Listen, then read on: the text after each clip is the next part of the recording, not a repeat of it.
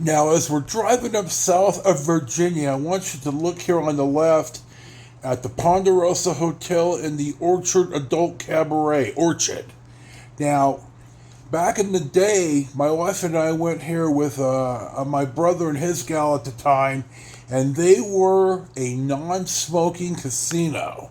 And they tried it a long time ago, and it didn't work. And I'll add here that years ago, Circus had somehow bought an older property on the strip, and they weren't ready to remodel it, but it was also non-smoking, and the food was incredibly inexpensive. I remember because we took my grandmother there in November when my parents drove to Earp to take her from Earp, where her sister lived, back up to Reading, where she lived. And I remember that. So here you go. We're on Virginia Street in downtown Reno, and this is the Washoe County Courthouse. Of course, I have to have the sun everywhere. This was a pretty popular spot when the ease of a divorce happened in Nevada. You had to have at first, this is the old Riverside. You had to have, it used to be 6 months residency, and then it was 3. In the Misfits, Maryland came here to establish residency to get a divorce. This is the courthouse where you walked out of court, usually single.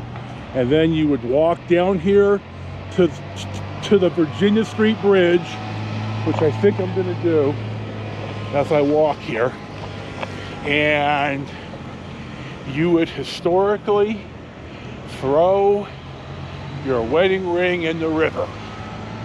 Now, I've done just that.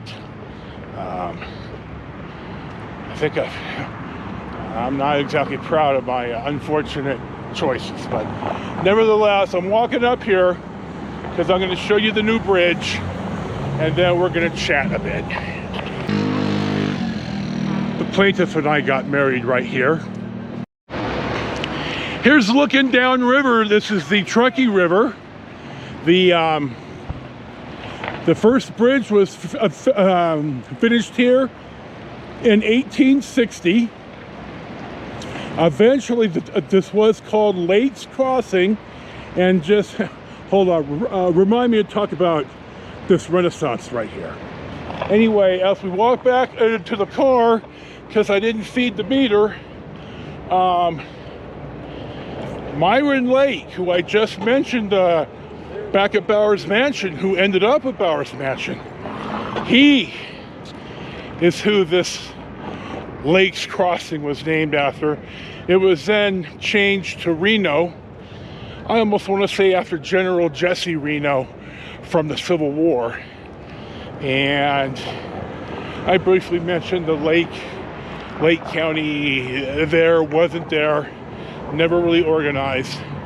Anyway, I'm on Mill and south of Virginia. This used to be US 395 till the freeway opened all the way now down to Carson City. God damn the sun. So we'll see what's next. Okay, I'm back in the car because it's getting hot. It's 83 degrees and I'm already running out of steam. It's about 2:25. So this, I forget the name of the casino. So here's 20 seconds of it, and I'll start talking in a second. Now I'm up here with the She-Devil the second time, and this is one of the 2 times that I played in Barry's tournament. Barry, who I just talked about Moana, and so we're staying at Harris. He was able to arrange us all rooms for a pretty good price, and we're staying up here. I'm up here with the She-Devil. I called in sick for a few days.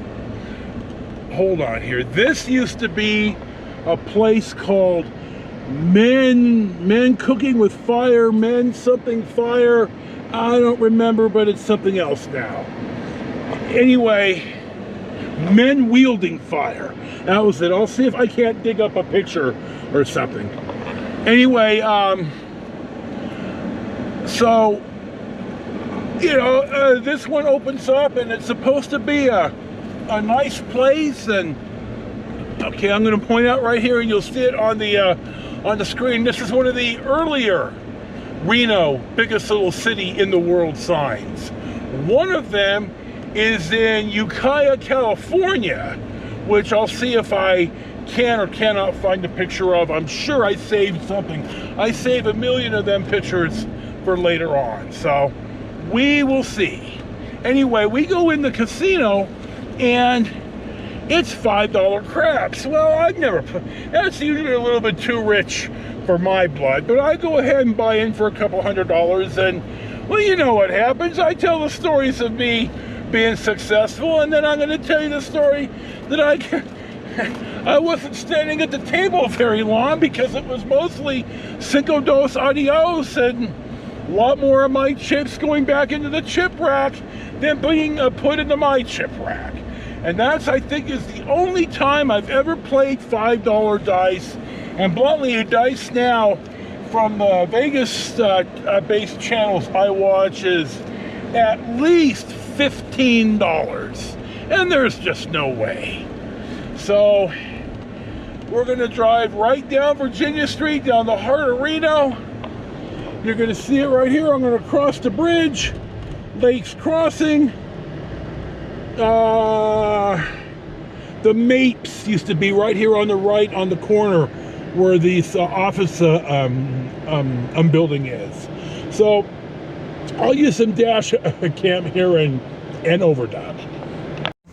Well, the road's blocked off for the Italian festival, so we'll press on to see what's next. Well, as we saw on the dash cam, there's the Italian festival from the El Dorado has a Virginia Street blocked off downtown, so we have now diverted to Greater Nevada Field where the Reno Aces play. The Aces are a AAA farm team of the Arizona Diamondbacks. I have been here more than once. My wife and I have, and one of the times we met my cousin Paul here. He was living in Tahoe, and now he lives in right around Carson City. Here's a Ballpark Lane. These are the Ballpark apartments. I'm going to tell you, somebody suckered the taxpayers of Washoe County to subsidize this nonsense. Now, I like nice ballparks, but I just don't think the taxpayers should be paying for this. So, hate me to your heart's content. This applies to everybody. The Raiders, the A's, the Warriors, I don't care. So there you go, and we'll see what's next. I'm going to pip in right here a couple of RC Cola, one sign and one ad. The sign is from one of my car rides from 2012. The park here in Reno is the only place I've ever seen RC Cola at the fountain, at the concession stand. And I gotta tell you, Diet RC tastes as bad as Tab. Almost as bad. So, you just don't see that very often, and I wanted to point that out now, so we're gonna press on and see what's next. This Sparks In and Out is one of the busiest ones I've ever seen. The line I've seen around the block twice, so here you go. Not busy today. I sped this up, but Jesus, I turned right into the bus stop. What are you thinking about, you maroon, for Christ's sakes? I'm going to pip in right here, driving by the Siegel Suites. I'm standing in the parking lot of John Esquaga's Nugget in Sparks, Washoe County in Nevada. That's Interstate 80, you see. I was just on the Lincoln Highway. The Siegel Suites right here, you can see it, and I'll arrow it. That was the original Nugget Motel. And I've stayed there a few times, so not in a while. I've stayed there with my wife. I've stayed there with my brother. In fact, on the drive that my brother and that the battery blew up, we stayed here, and Rich and Charlie and I have stayed here. At the last time I was here, it was like really nice. Now the rooms are real small, but they're big enough. I don't care. But that's not just why we're here. The parking lot that we're standing in, I'm going to talk about on the road footage out to the Atlantis, so we're going to talk about that now. For years, the Nugget had a live stage show with elephants. At first it was Bertha and Tina, and we're going to pip that in here. In fact, you see them dressed up with the showgirl. Marie and I were driving past one morning about 10 o'clock in the morning, and we saw a showgirl on top of one of the elephants walking right down the sidewalk in front of the casino.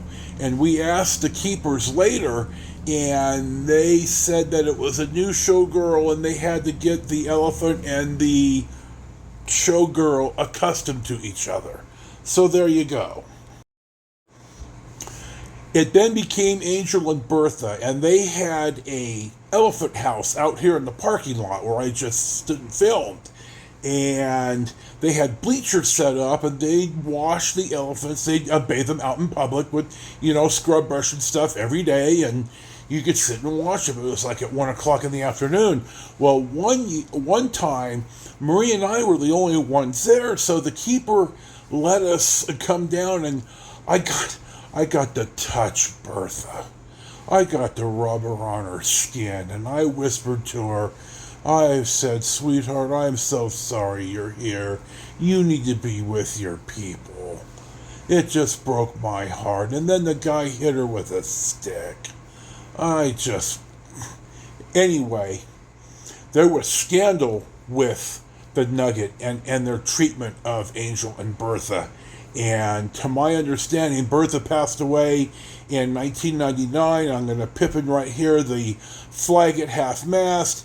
Angel moved on to the Fort Worth Zoo, and they tore down the elephant house, and that was that. So it's a pretty sad story, but nevertheless, one that needs to be told about John Asquaga's Nugget.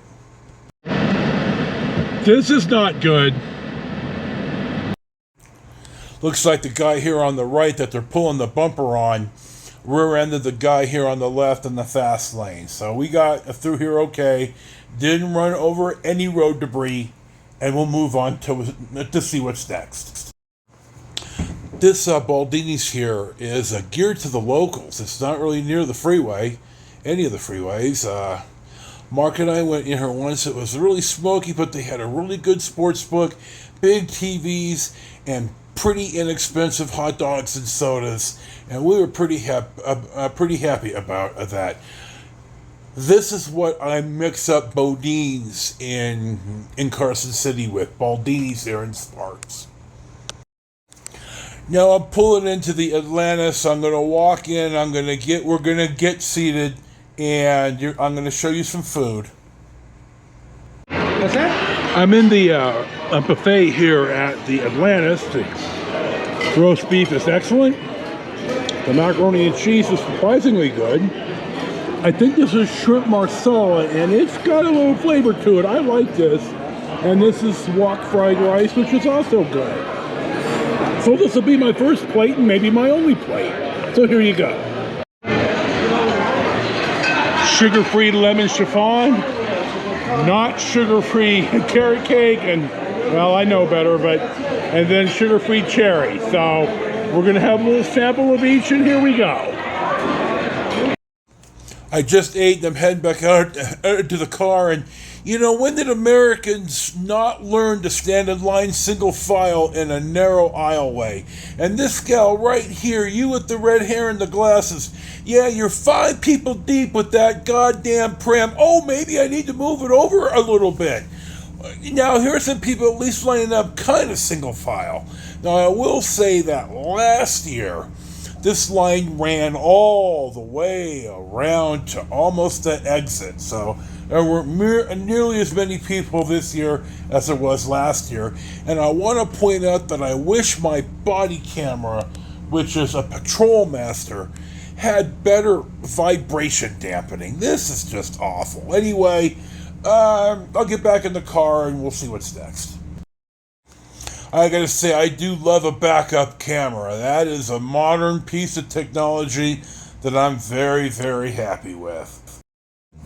This gal right here walking the young toddler, it's like you didn't even look up.